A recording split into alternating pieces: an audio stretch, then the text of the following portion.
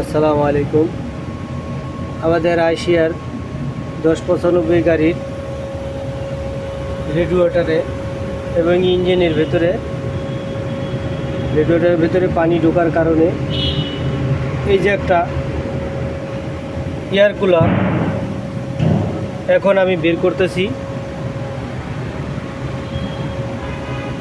ধরো এবার সব বন্ধ হয়েছে, রানিং আছে। এইখানে টিপ দিবা, ওই পাশে যাও, আবারও দেখা যাও। চালু করছো?